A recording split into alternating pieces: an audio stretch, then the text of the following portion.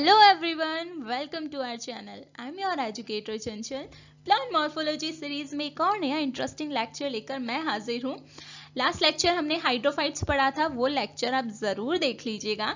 आज हम बात करने वाले हैं जीरोफाइटिक प्लांट्स की। शुष्क पादप ड्राई हैबिटाट्स में किस तरीके से ये प्लांट्स ग्रो कर सकते हैं। हमने तो अभी तक जहाँ पढ़ा था कि भाई प्लांट्स को तो वाटर चाहिए, प्रॉपर सनलाइट चाहिए, फेवरेबल एनवायरनमेंट होना चाहिए, पर ये किस तरीके के प्लांट्स आ गए। सो क्या कुछ इनमें ऐसा अडेप्टेशंस होता है, इनमें कौन सी अनुकूलताएं पाई जाती हैं जो इन्हें इन जीरो कंडीशंस में भी सरवाइव करने में हेल्पफुल होती हैं। सो बहुत इंटरेस्टिंग लेक्चर होने वाला है। चलिए आज के लेक्चर की शुरुआत करते हैं। हमने पढ़ा था कि नॉर्मली कोई भी प्लांट अगर ग्रो करता है तो उसके लिए कुछ रिक्वायरमेंट्स होती हैं। पहला तो क्या है कि उसे वाटर, जो पानी है वो सफिशिएंटली मिलना चाहिए ताकि वो इजीली ग्रो कर सके। उसके अलावा वहाँ पर टेम्परेचर का इफेक्ट हमने देखा था कि टेम्परेचर जो है वो एक सफिशिएंट होना चाहिए, ना ज़्यादा होना चाहिए ना कम होना चाहिए, ठीक है। लेकिन अगर हम जीरोफाइटिक प्लांट्स की बात करते हैं तो ये ड्राई हैबिटाट्स में ग्रो करते हैं, यानी कि ऐसा एनवायरनमेंट जहाँ पर पानी जो है, वाटर जो है वो फिजियोलॉजिकली अवेलेबल नहीं है। इसीलिए इन्हें क्या कहा जाता है, ड्राई प्लांट्स कहा जाता है, शुष्क पौधे कहा जाता है। किस तरीके के एनवायरनमेंट में ग्रो कर रहे हैं, हॉट और ड्राई एनवायरनमेंट, यानी कि टेम्परेचर भी ज़्यादा है, दूसरा वाटर की अवेलेबिलिटी कितनी है वो भी कम है, ठीक है। तो टेम्परेचर भी ज़्यादा हो गया, गर्मी भी बहुत ज़्यादा हो गई और ऊपर से पानी भी नहीं है। इस तरीके के एनवायरनमेंट में ये ग्रो करते हैं, ठीक है। अब यहाँ पर देखो, जब वाटर डेफिशिएंसी है, पानी की यहाँ पर कमी चल रही है, तो ट्रांसपिरेशन की जो प्रोसेस है वो क्या हो जाती है, डिक्रीज हो जाती है। ट्रांसपिरेशन, वाष्पोत्सर्जन क्या होता है, लीव्स जो होती हैं प्लांट की उस पर स्टोमेटा प्रेजेंट होते हैं, रंध्र पाए जाते हैं, जिनसे क्या होता है, पानी जो है प्लांट बॉडी से बाहर एनवायरनमेंट में निकलता है, ठीक है। अब यहाँ पर क्या है, ऑलरेडी पानी की कमी है, ऊपर से अगर ट्रांसपिरेशन की प्रोसेस ज़्यादा होगी तो प्लांट सर्वाइव कैसे करेगा। तो यहाँ पर क्या होते हैं, कुछ स्ट्रक्चरल मॉडिफिकेशंस हो जाते हैं, प्लांट अपने शरीर में कुछ बदलाव करता है इस तरीके से कि वहाँ पर ट्रांसपिरेशन की रेट रिड्यूस हो जाए, पानी जो है प्लांट बॉडी से कम बाहर निकले ताकि वो सरवाइव कर सके। क्लियर है। अब वन बाय वन हम देखते हैं क्या क्या इनमें अडेप्टेशंस होते हैं, अनुकूलताएं होती हैं जिससे वो इस कंडीशंस में भी सरवाइव कर सकते हैं। सो अब हम यहाँ पर कुछ एग्जाम्पल्स देख लेते हैं इन प्लांट्स के, ठीक है। कैक्टाई हमें देखने को मिलता है, कैक्टस देखा होगा आपने, मरुस्थलीय जो स्थान होते हैं वहाँ पर देखने को मिलता है। एलोए होता है, ये तो हमें मोस्टली देखने को मिल ही जाता है। अगावे है, यूफोर्बिया है, एट्रीप्लेक्स है और कैसोरीना है। तो इन सब में क्या होता है, इनका स्टेम पोर्शन या इनका जो लीफ पार्ट होता है उनमें कुछ इस तरीके के अडेप्टेशंस आ जाते हैं जिस वजह से ये उस ड्राई कंडीशंस में भी सर्वाइव कर सकते हैं। इनको डिटेल में देखते हैं आप। देखिए, अब जीरोफाइटिक प्लांट्स में सबसे पहला अडेप्टेशन हमें क्या देखने को मिलता है, इनकी जो लीव्स होती हैं, पत्तियां होती हैं, उसकी साइज में रिडक्शन हो जाता है। अब लीव्स के साइज में रिडक्शन से क्या होगा, देखो मैंने बहुत बार ये चीज बताई है कि अगर मैं यहाँ पर लीव्स की बात करती हूँ, ठीक है, तो लीव्स पर क्या होता है, हमें स्टोमेटास देखने को मिलते हैं, ठीक है। क्या देखने को मिलते हैं, स्टोमेटा, रंध्र जिसे कहा जाता है, ठीक है। तो ये स्टोमेटा क्या होते हैं, इससे हमें ट्रांसपिरेशन की प्रोसेस देखने को मिलती है, वाष्पोत्सर्जन देखने को मिलता है, प्लांट बॉडी से वाटर जो है वो रिलीज होता है। सो अगर मैं लीव्स की साइज को कम कर देती हूँ, रिड्यूस कर देती हूँ, सो ऑटोमेटिकली क्या होगा, नंबर ऑफ स्टोमेटा कम हो जाएंगे। अगर मान लीजिए ये लीव्स पहले इस साइज की थी और इसका साइज यहाँ पर रिड्यूस होकर कम हो जाएगा, तो क्या होगा, इस पर जो प्रेजेंट स्टोमेटा है उनके नंबर भी कम हो जाएंगे, जिससे वाटर लॉस क्या होगा, मुझे कम देखने को मिलेगा, ठीक है। पहली चीज तो ये हो जाती है। दूसरा क्या होता है कि जैसे ही इन पे क्या होता है, वाटर की कमी आती है एनवायरनमेंट में, तो ये क्या करते हैं, अपनी लीव्स को झाड़ देते हैं। लीव्स झाड़ देंगे तो जाहिर सी बात है वही सेम प्रोसेस, स्टोमेटास नहीं रहेंगे इतने जिसकी वजह से पानी बाहर निकल सके, तो ये चीज हो जाती है। या फिर ये क्या करते हैं, अपनी लीव्स को स्पाइंस में मॉडिफाई कर देते हैं, जो है कांटे इस तरीके से बना देते हैं। आप पीछे एग्जाम्पल देखिएगा, उनमें जो पत्तियां हैं ये उसको क्या कर देते हैं, स्पाइंस में मॉडिफाई कर देते हैं, इसी तरीके के अदर स्ट्रक्चर बना देते हैं। जिसकी वजह से क्या होता है, वाटर लॉस देखने को नहीं मिलता। और उसके अलावा क्या होता है, वाटर स्टोरेज टिश्यू डेवलप कर लेते हैं। एलोवेरा का आपने देखा है, एलोवेरा में क्या है, वाटर स्टोरेज टिश्यू में उनकी लीव्स जो है डेवलप हो जाती है, फ्लैशी हो जाती हैं, ठीक है। अब वो तो सारे बाहर से था, लीव्स के अंदर जो है इंटरनल क्या चेंजेस होते हैं अगर हम उसकी बात करें तो उनका जो सेल साइज होता है वो रिड्यूस हो जाता है। लीव्स में जो सेल का साइज है वो रिड्यूस हो जाएगा। उसके अलावा जो सेल वॉल्स की थिकनेस होती है वो बढ़ जाती है। वेसिकुलर सिस्टम जो होता है, जाइलम एंड फ्लोएम, वो डेंसली हो जाता है, ठीक है। और क्या होता है, स्टोमेटा की डेंसिटी ज्यादा हो जाती है और जो पैलिसेड टिश्यू होता है उसका डेवलपमेंट ज्यादा हो जाता है स्पॉन्जी टिश्यू के कंपैरिजन में, ठीक है। तो ये सारी चीजें आपको ध्यान रखनी है, इनसे डायरेक्ट क्वेश्चंस पूछे जाते हैं। क्लियर है? सो अब वन बाय वन देखते हैं किस तरीके से जो है इनमें चेंजेस देखने को मिलते हैं। अब देखो, सबसे पहले हम आउटर लेयर पर आ जाते हैं एपिडर्मिस की।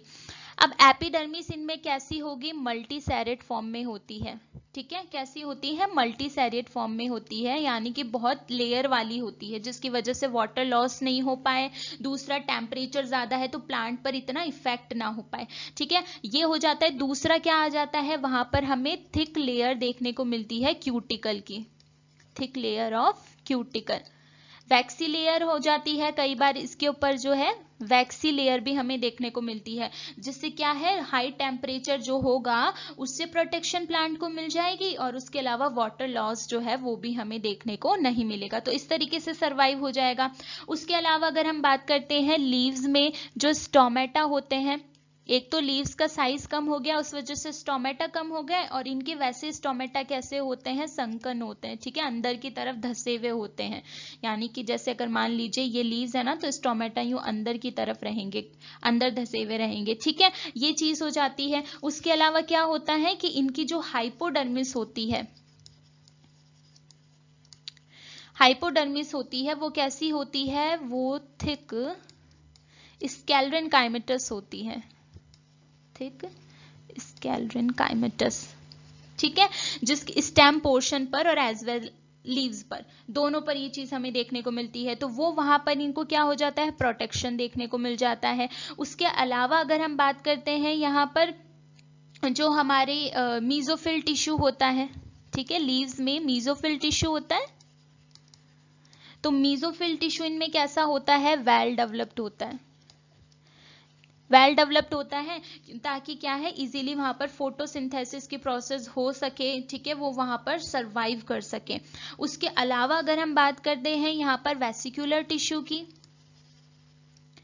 ठीक है, वेसिकुलर टिश्यू की, तो वेसिकुलर टिश्यू इनमें कैसे होते हैं, वेल डेवलप्ड होते हैं। भाई वेल डेवलप्ड तो होना पड़ेगा क्योंकि पानी नहीं है, तो जाइलम यहाँ पर कैसा होगा, वेल डेवलप्ड होगा, तो वहां पर लॉन्ग वेसल्स वाला होगा, जिसकी वजह से पानी जो है वो इजीली वहां पर उन्हें जो है अपर पार्ट्स पर पहुंचा सके, ठीक है। तो ये सारी चीजें वहां पर हमें देखने को मिल जाती हैं। क्लियर है?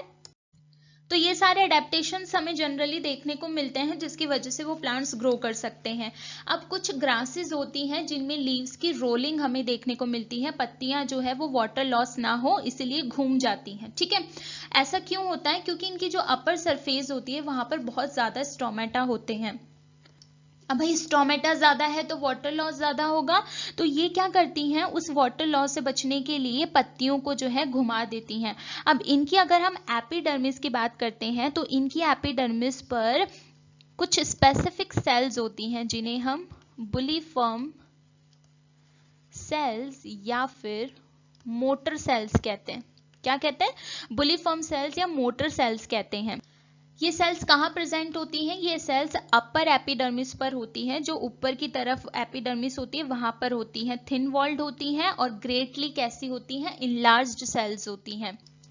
तो यही सेल्स होती हैं जो इनको क्या करती हैं, लीव्स को फोल्ड करने में हेल्पफुल होती हैं। तो जब ये लीव्स फोल्ड होती है तो उसके अंदर क्या है, एयर आ जाती है, जिसकी वजह से क्या होता है, सैचुरेशन बन जाता है और वाटर का लॉस स्टोमेटा से देखने को फिर नहीं मिलता है। क्लियर है?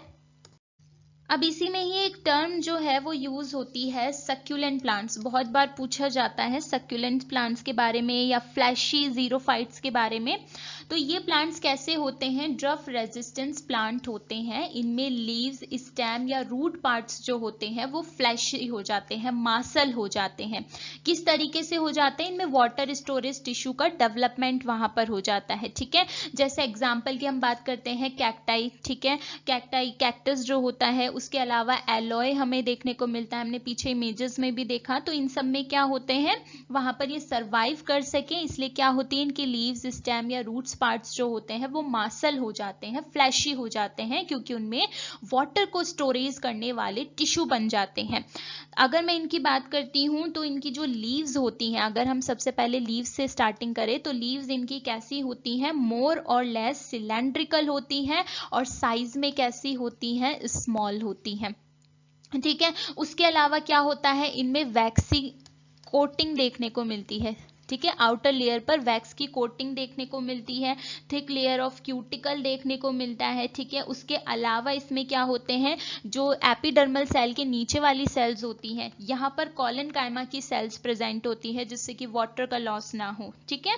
और उसके अलावा क्या होता है, इनका जो साइटोप्लाज्म होता है वो हाईली वैक्यूलेटेड होता है, ठीक है, जिसकी वजह से ये यहाँ पर सरवाइव कर सकते हैं। क्लियर है, तो ये ध्यान रखना, ये सक्यूलेंट प्लांट्स के बारे में बहुत बार पूछ लिया जाता है, आपको एग्जाम्पल पता हो, इनमें क्या क्या मॉडिफिकेशंस हुए हैं वो सारे पता होने चाहिए। सो इससे ज़्यादा आपसे पूछा नहीं जाता है, सिर्फ आपसे अडेप्टेशंस पूछे जाएंगे, एग्जाम्पल्स पूछे जाएंगे, आप इजीली वहाँ के एनवायरनमेंट को ध्यान में रख के समझेंगे तो चीज़ें आपको समझ में आ जाएंगी, ठीक है। सो आज के लेक्चर में इतना ही, हमने हाइड्रोफाइट्स पढ़ लिए हैं, हमने जीरोफाइट्स पढ़ लिए हैं, नेक्स्ट लेक्चर भी बहुत इंटरेस्टिंग होने वाला है। So stay tuned for upcoming interesting lectures and do not forget to subscribe. Thank you.